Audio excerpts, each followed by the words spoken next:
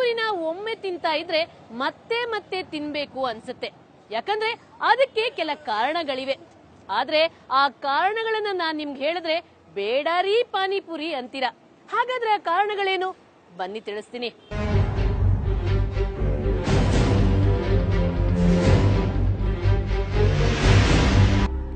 ಪಾನಿಪುರಿ ತಯಾರಿಕೆ ಸಾಕಷ್ಟು ಬಾರಿ ವಿವಾದಕ್ಕೊಳಗಾಗಿತ್ತು.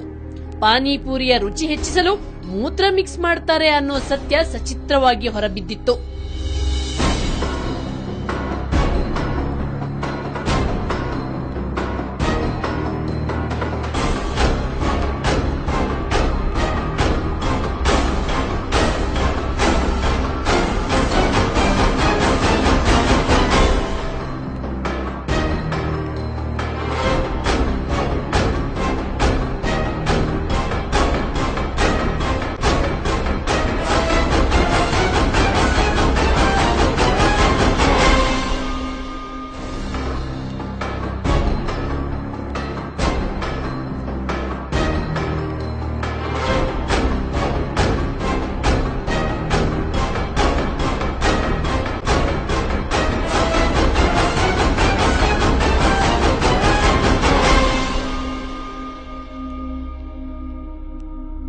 ಮಹಾರಾಷ್ಟ್ರದಲ್ಲಿ ಪಾನಿಪುರಿ ಅಂಗಡಿಯವನ ಸೂಸು ಕರ್ಮಕಾಂಡವಂತೂ ಭಾರೀ ಸುದ್ದಿ ಮಾಡಿತ್ತು. ಈ ರೀತಿ ಗ್ರಾಹಕರ ಪ್ರಾಣದ ಜೊತೆ ಚೆಲ್ಲಾಟ ಆಡುತ್ತಿದ್ದ ಅಂಗಡಿಯವನಿಗೆ ಗ್ರಾಹಕರೇ ಗೂಸ ಕೊಟ್ಟು ಬುದ್ಧಿ ಕಲಿಸಿದ್ದಾರೆ.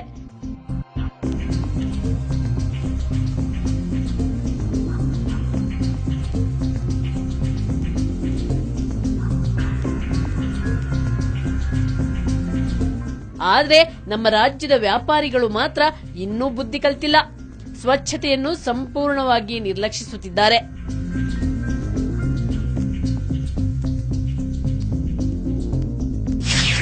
ಸ್ಲಂಗಳಲ್ಲಿ ಪಾನಿಪುರಿ. ನಮ್ಗೆ ಒಂದು ಮಾಹಿತಿ ಸಿಕ್ತು. ಅದೇನಂದ್ರೆ ಬೆಂಗಳೂರಿನ 5 ಸ್ಟಾರ್ ಹೋಟೆಲ್ನಿಂದ ಹಿಡಿದು ಮಾಮೂಲಿ ಗೂಡಂಗಡಿಯವರೆಗೆ ಎಲ್ರಿಗೂ ಪಾನಿಪುರಿ ಸಪ್ಲೈ ಆಗೋದೆ ಗೋರಿಪಾಳ್ಯ, ಈರಣ್ಣಗುಡ್ಡ ಹಾಗೂ ಮಾಗಡಿ ರಸ್ತೆಯಲ್ಲಿರೋ ಕೆಲ ಸ್ಲಂ ಪ್ರದೇಶಗಳಿಂದ ಅಂತ. ಈ ಮಾಹಿತಿಯ ಬೆನ್ನತ್ತಿ ನಾವು ಮೊದಲು ಹೊರಟಿದ್ದು ಈರಣ್ಣಗುಡ್ಡ ಕಡೆಗೆ.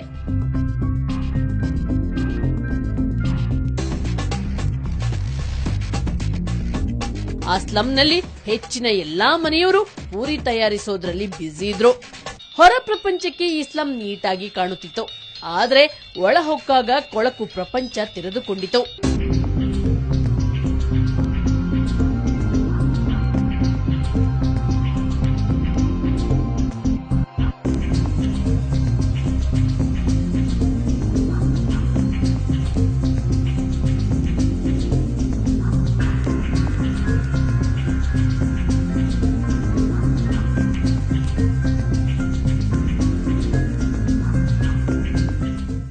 ಇನ್ನು ಮಾಗಡಿ ರಸ್ತೆಯಲ್ಲಿರೋ ಗಲ್ಲಿ ಹೊಕ್ಕಾಗ ಅಲ್ಲಿ ಪಾನಿಪುರಿಗೆ ಹಾಕುವ ಆಲೂಗಡ್ಡೆಯನ್ನು ಬೇಯಿಸುತ್ತಿದ್ರು.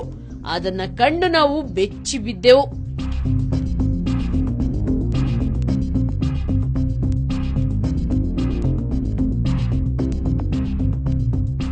ಒಂದು ಕಡೆ ಕೊಳಚೆ ನೀರು, ಮತ್ತೊಂದು ಕಡೆ ನಾಯಿ, ಹಂದಿ, ಇನ್ನೊಂದು ಕಡೆ ತನಗೂ ಇದಕ್ಕೂ ಸಂಬಂಧವೇ ಇಲ್ಲ ಎಂಬಂತೆ ಮಸಾಲೆ ಮಿಕ್ಸ್ ಮಾಡ್ತಿರೋ ವ್ಯಾಪಾರಿ.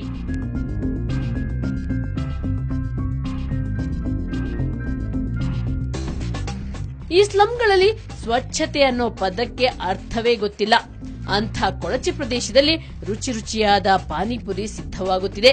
ನಮ್ಮ ಆರೋಗ್ಯಕ್ಕೆ ಸವಾಲೆಸೆಯುತ್ತಿದೆ.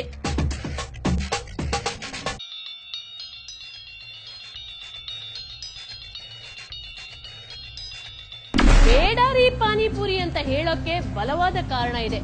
ಅದೇನಂದ್ರೆ ಪಾನಿಪುರಿ ತಯಾರಿಸುವಂತಹ ವಾತಾವರಣ ಮತ್ತು ರೋಗಾಣು ತುಂಬಿರುವಂತಹ ಪ್ರದೇಶ. ಇವಾಗ ಇನ್ಮೇಲೆ ತಿನ್ನಲೇಬೇಡದು ಅನಿಸ್ತಾ ಇದೆ.